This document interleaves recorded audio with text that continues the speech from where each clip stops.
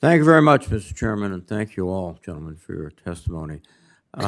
One of the factors involved in this discussion is reputational risk, because that's often the justification for the actions and rules of the federal banking regulators. And last year, we had a very positive discussion about the Safe Banking Act, and I worked with my colleagues to come up with a compromise that would still allow reputational risk to be a factor, but to put up some guardrails with regard to its application. And Mr. Klein, can you elaborate on the importance of maintaining reputational risk as a factor in evaluation and also the guardrails that might be in place?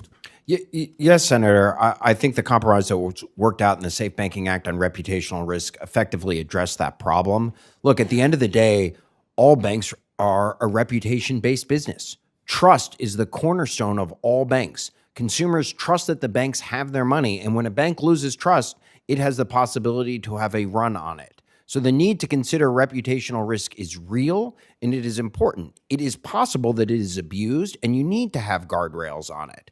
But it is absolutely a certain and important part of bank regulation and supervision. Thank you.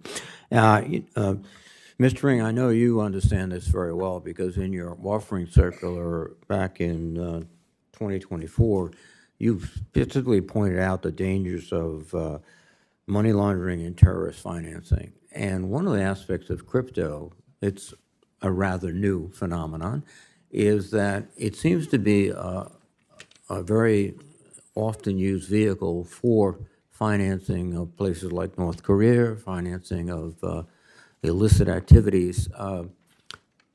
Does that put more pressure on you to be more stringent and regulate, and also the regulators to be more careful in watching what you do? I believe the Bank Secrecy Act, which is what you're talking about for AML, and by the way, for folks not in this room, the Bank Secrecy Act has nothing to do with the secrets and has nothing to do with your customer data. It is strictly about money laundering and those rules, what you're talking about.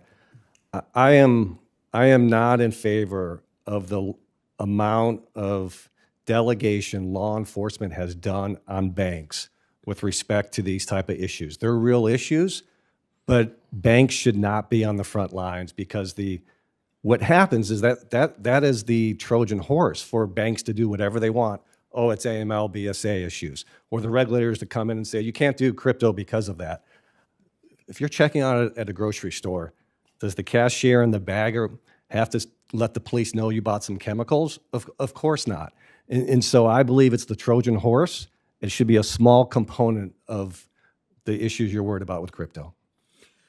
Well, again, I think the bank regulators are trying to react to a relatively new phenomenon. Crypto is about a decade. It shouldn't take 10 years, respectfully. No, but it's a situation in which, looking from my perspective in national security on the Armed Services Committee, North Korea makes a lot of money through crypto operations, and a lot of these, as you point out in your offering circulars, terrorist groups use it too.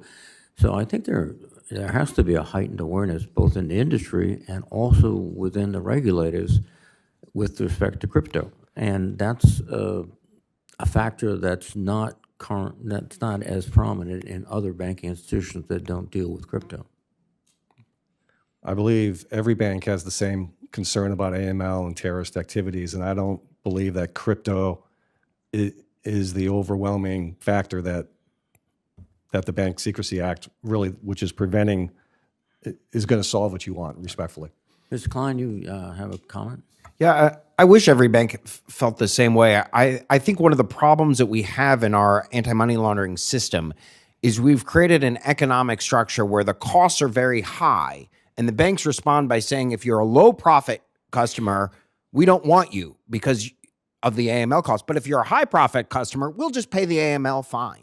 I mean, I can't understand how a foreign national was wiring $17 million in $100,000 increments, and I encourage you all to listen to read the DOJ's filing and listen to the audio that's been released of his interpreter saying, I'm paying $200,000 to this illegal bookie's bank account for a car loan, and maybe there'll be more.